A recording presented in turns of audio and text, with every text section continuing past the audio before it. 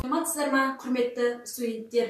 Мұхамеджан Тынышбаев атындағы Қазақ көлік және коммуникациялар академиясының Ақтау көлік колледжінің арнайы пән оқытушысы Жүсіпова Жанна Сабырбайқызы. Бүгінгі сабақтың тақырыбы пойыздар қозғалысын ұйымдастыру. Қозғалыс графигі теміржол көлігінде пойыздар жүрісін ұйымдастыру болып табылады. Ол теміржолдың бүкіл бөлімшелерінің жұмысын біріктіреді. Пойыздардың аралықтарда жүру ретінің әрбір бөлім бекетіне келу және одан жөнелту уақытының, аралықтардағы жүріс жылдамдығының, станцияларда аялдау нормаларын айқындайды. Жүк және жолаушылар тасымалдау көлемін толығымен игеруге мүмкіндік беретін жүріс көлеміне қарай график жасалады.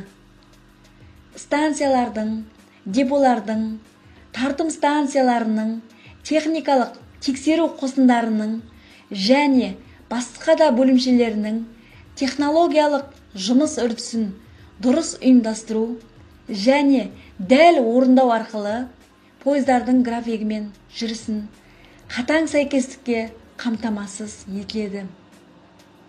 График бойынша пойыздарды қабылдауға, жөнелтуге және олардың станциялар мен аралықтардан жүріп өтуіне, пойыздар мен техникалық операциялар жасауға жұмсалатын уақыт нормалары. Сондай-ақ бір бағытта жүретін пойыздар арасындағы интервалдар пойыздардың жүріс қауіпсіздігін қамтамасыз ету талаптарына сай болуы тиіс. Пойыздар қозғалысының графигін ұстану және оның бұзылуының алдын алу пойыздар қозғалысын ұйымдастыруға қатысы бар барлық қызметкерлер үшін басты орында болуы тиіс. Пойыздар қозғалысының графигі төмендегідей ережелерді қамтамасыз етуі керек.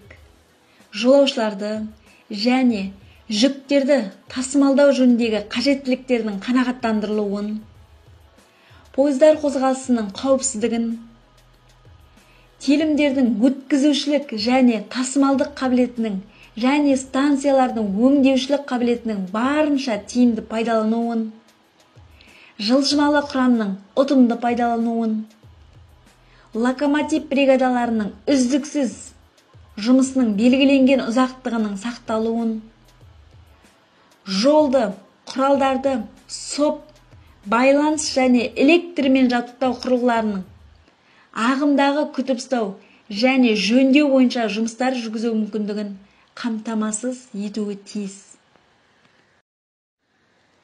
Пойыз қозғалыс жылдамдығына қарай параллельді және параллельді емес болып бөлінеді. Параллельді графиктерде әрбір бағыттың пойыздары бірдей жылдамдықпен жүреді. Сондықтан олар жүріс сызықтары өзара параллель болады. Ал параллельді емес әрбір бағыттың пойыздары әртүрлі жылдамдықпен жүруіне байланысты олардың жүріс сызықтары параллельді емес болып бөлінеді. Аралықтағы басты жолдардың санына қарай графиктер былайша бөлінеді. Дара жолды, қос жолды, топтық және пакеттік график.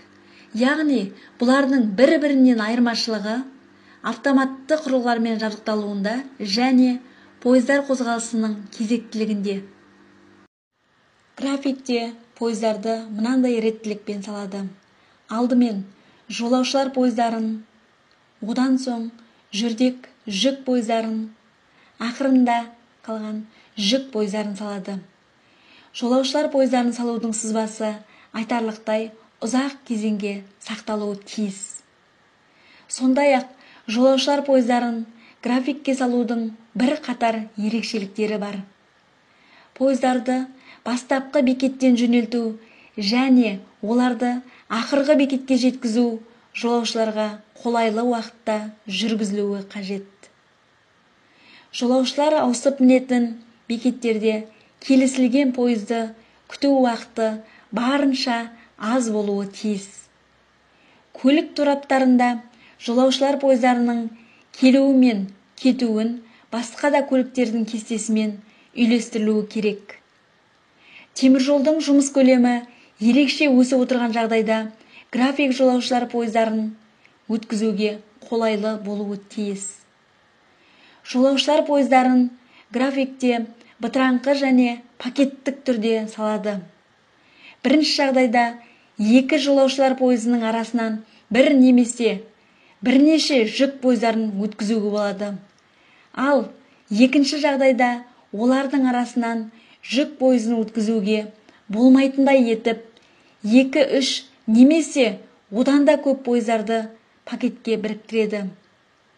Автоматты блоктаумен жабдықталмаған желілерде жолаушылар пойыздарын пакетке емес, топқа біріктіреді. Жүк пойыздарын графикте тәулік бойына біркелкі орналастырады. Бұл бүкіл бағыттың, әсіресе станциялар мен тораптардың ырғақты жұмыс істеуіне жағдай туғызады және графиктің бұзылмауын қамтамасыз етеді. Үйге тапсырма: пойыздар қозғалысының графигін мұқият қарап, әрқайсысына анықтама беру.